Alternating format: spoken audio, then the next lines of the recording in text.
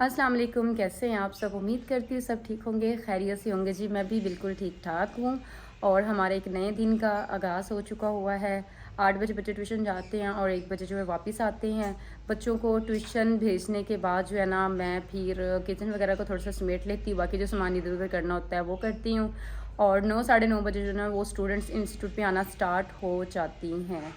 तो ख़ैर अभी जो है ना, मैं पार्लर वाले रूम में खड़ी हूँ। हमारी क्लास जो है ना वो 10 बजे स्टार्ट होनी है, तो मैंने कहा उससे पहले मैं आप लोगों के साथ थोड़ी-सी जो है बात कर लेती हूँ, अपने व्लॉग का आगाज़ कर लेते हैं।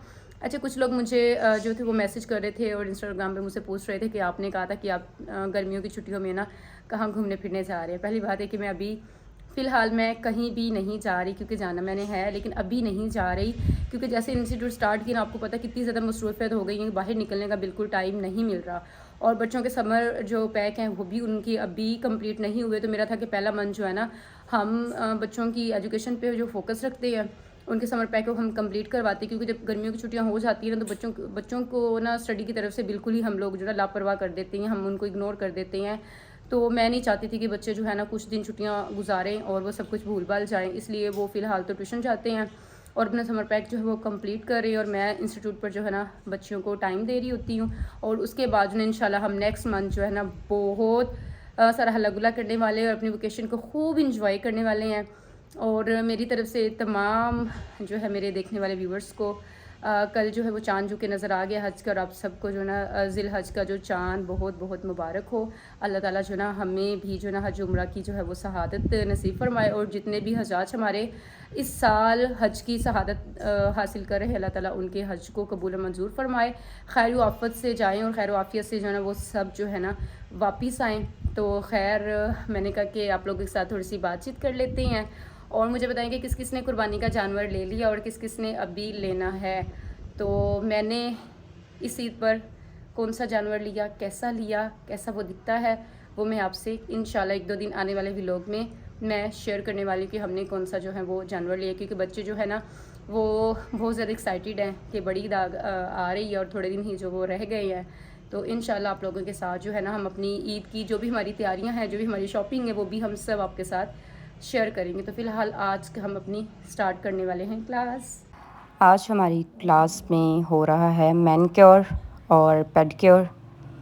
मैनीक्योर पेडिक्योर किया जाएगा प्रैक्टिकल के तौर पे, इसके साथ ही की जाएगी कटिंग, और बाकी जो बच्चे हैं जिनकी जिस काम की प्रैक्टिस नहीं हुई वो उस काम की अपनी प्रैक्टिस करेगी।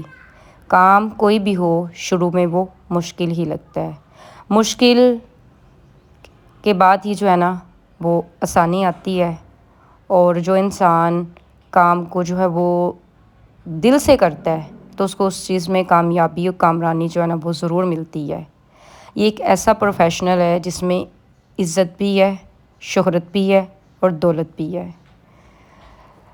छोटे से छोटे शहर की या छोटे से छोटे शहर की, छोटे से इलाके की खातून भी अगर पार्लर का काम सीख कर अपने घर में एक छोटा सा सेटअप बनाती है तो कम से कम महीने का जो है ना वो 10 से 15 हज़ार वो आराम से अर्न कर सकती है। ठीक है, ज़रूरी नहीं कि सभी ख़वातीन बाहर निकलेंगी तभी वो कामयाब हो सकती हैं या वो पैसा कमा सकती हैं। पार्लर का काम एक ऐसा काम है कि जो बाइज़्ज़त रोज़गार आपको आपकी चार दीवारी में ही मैसर करता है। ठीक है, यहाँ पे आपको किसी के पास जाना नहीं होता, किसी की मिन्नत नहीं करनी होती, लोग आपके पास खुद चल कर आते हैं। ठीक है, लोग आपके पास खुद चल कर आते हैं और आपका काम बनता है कि आप उनको अच्छी सर्विसेज दें, अच्छा काम करें, ताकि वो लोग सिर्फ़ खुद ना आए बल्कि दूसरे लोगों को भी लेकर आएँ। तो यहाँ पर हम अपने इंस्टीट्यूट में बच्चियों को छोटी छोटी चीज़ें सिखा रहे होते हैं, उनको बता रहे होते हैं, और आप लोगों के साथ भी मेरे ये छोटे छोटे क्लिप जो है वो शेयर करने का यही मतलब और यही मकसद है कि अगर किसी की आप मदद करो ना तो आप फिर दिल से करो। कहते हैं कि किसी को मछली देने से बेहतर है कि उसको मछली का शिकार करना सिखा दो। तो मैं भी इन बच्चियों को जो है ना ये काम पूरा सिखा रही हूँ कि आप इस काम को करो और बाइज़्ज़त रोज़गार अपने घर में बैठे ना आप कमा सकती हो। अल्हम्दुलिल्लाह अल्लाह ने मुझे ये हुनर दिया, तो मैंने सोचा कि अल्लाह ने जो मुझे दी है उसी में से मैं दूसरों में तक़सीम करूँ। और यकीन करें ये ऐसा हुनर है, ये ऐसा इल्म है, ऐसी ये तलीम है जो बताने से बढ़ेगी, कम नहीं होगी। दिल से काम करें, बेशक थोड़ा क्यों ना करें। और इस फ़ील्ड में मैंने बहुत धक्के खाए। तकरीबन बहुत सारी हमारी बहनें हैं जो पुराने दौर के काम उन्होंने सीखा हुआ है, वो ख़ुद बताएंगी कि हमने बहुत धक्के खाकर आज हम इस मुकाम पर हैं।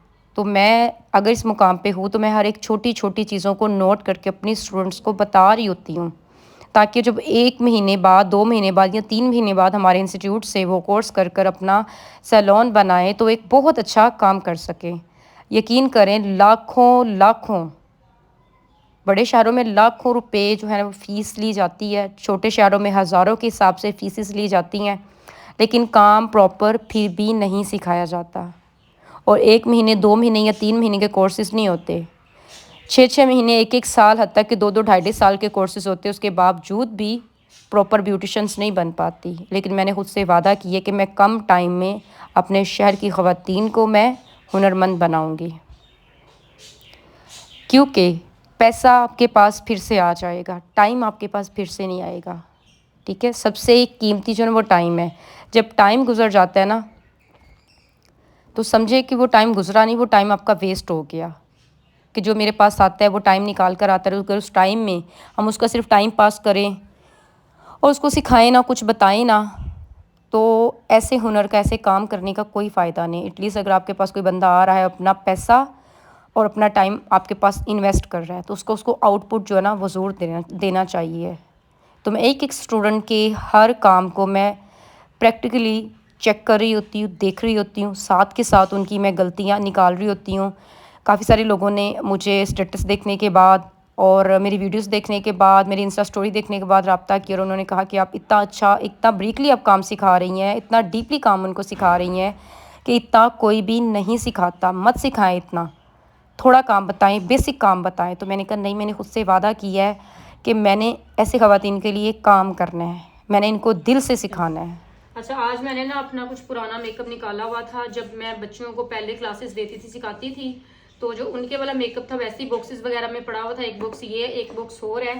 तो बात करने का मकसद आप लोगों से ये है कि हम लोग अक्सर जो ना एक जगह पे ऐसे इकट्ठा मेकअप फेंक देते होते हैं, तो मेकअप जो है ना वो ख़राब भी हो जाता है और उसके ऊपर जो है ना निशान वगैरह भी बन जाते हैं। तो आज मैं आपको मेकअप जो है ना वो रिमूव करने का मेथड बताऊंगी कि हमारे ये पैकिंग जो है ना ख़राब हो जाती है, मैली हो जाती है, जिसके ऊपर मेकअप लग जाता है, इसको हम कैसे साफ़ जो करके बिल्कुल पहले जैसा नया कर सकते हैं।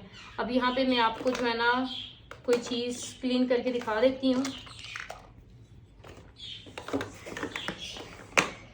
ये देख लें, ठीक है, ये डब्बी है, इसके ऊपर सारा ये मेकअप वगैरह जो है ना ये लगा हुआ है।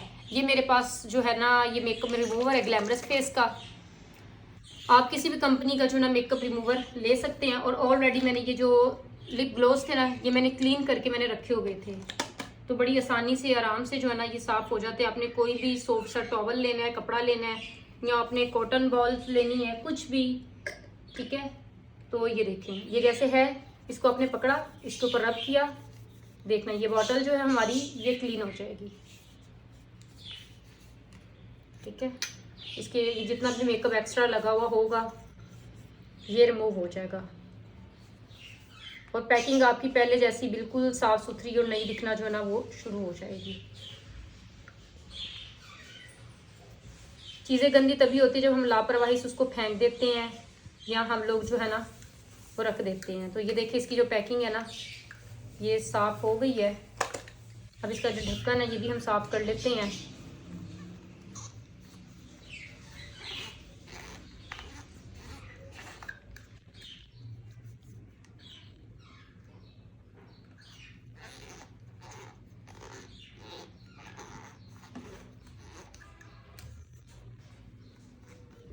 ढक्कन को थोड़ा सा साफ़ करना मुश्किल हो रहा है, लेकिन हो जाएगा आराम से ना। ये देखें, ये भी हो गया।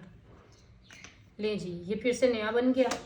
अब हम इसको साफ़ कर लेते हैं, इसी को लगा रहने देंगे। इसके ऊपर से एक्स्ट्रा जो भी मेकअप हमारा लगा हुआ है, मेकअप के निशान है, बेस वगैरह ये ज़्यादा, या पाउडर फॉर्म में जो बेस उसका ढक्कन वगैरह खुल जाए, तो ये देखें अगर कोई मेरी ज़्यादा सियानी बाजी कमेंट्स में आके कहेगी नहीं तो गिला कपड़ा करके भी मारे तो मेकअप की पैकिंग साफ़ हो जाती, तो मेरी बहन आप वो तरीका अपनाती होंगी। मेरा नहीं ख्याल कि उसके साथ जो है ना मेकअप साफ़ होता होगा, क्योंकि मेरा खुद का पिछले 12-15 साल का एक्सपीरियंस है, तो मैं तो मेकअप रिमूवर के साथ ही चीज़ों को जो है ना क्लीन करती हूँ। अच्छा, लिपस्टिक की जो पैकिंग है वो अक्सर जो है ख़राब हो जाती है, उसको भी हम इसी तरीके से जो है ना साफ़ कर लेंगे। देखिए वक्त के साथ साथ जो है ना चीज़ों में चेंजिंग आती है, हमेशा एक जैसा तरीका ही जो है ना वो काम नहीं आता होता। और ये एक इजी मेथड है। पानी लगने से ये होता है कि उसकी जो पैकिंग है ना वो थोड़ी पुरानी हो जाती है, रफली हो जाती है, ऊपर से उसकी जो पैकिंग है ना वो उतरना शुरू हो जाती है। कुछ पैकिंग प्रिंट की गई होती है और कुछ के ऊपर जो है उन लोगों ने स्टिकर्स लगाए होते हैं। तो मेकअप रिमूवर से साफ़ करेंगे तो ऐसा कोई ख़तरा नहीं है।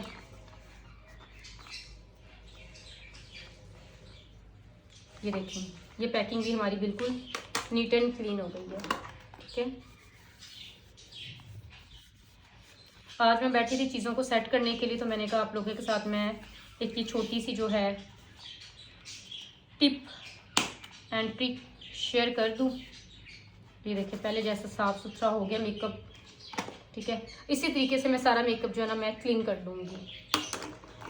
ये मेरे पास छोटी सी ग्लैमरस फेस की ही आई शेडो है शिमर में, इसकी पैकिंग भी काफ़ी ख़राब हो रही है। अक्सर हम लोग जल्दी जल्दी में मेकअप करते हैं, सामान जो है बस ऐसे ही बंद किए बगैर जल्दी जल्दी बॉक्स में डाल के रख देते हैं, इसकी वजह से ये ख़राब हो जाता है। मेरा तो खैर ये सारा मेकअप स्टूडेंट्स की वजह से ख़राब हुआ है, तो क्लीन करने का इसको मौका नहीं मिला, तो मैंने कब नई क्लासेस फिर से स्टार्ट है तो क्यों ना मैं इन्हीं चीज़ों को क्लीन करके रख दूँ, क्योंकि जो चीज़ों की हिफाजत आप खुद कर सकते हैं ना वो कोई दूसरा नहीं करेगा।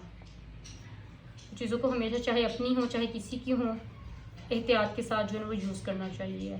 अच्छा जी, ये जो मेकअप है ना सारा ये साफ़ हो गया और अब इस बॉक्सेस वगैरह को ना अब मैं इसकी जगह पे रख देती हूँ।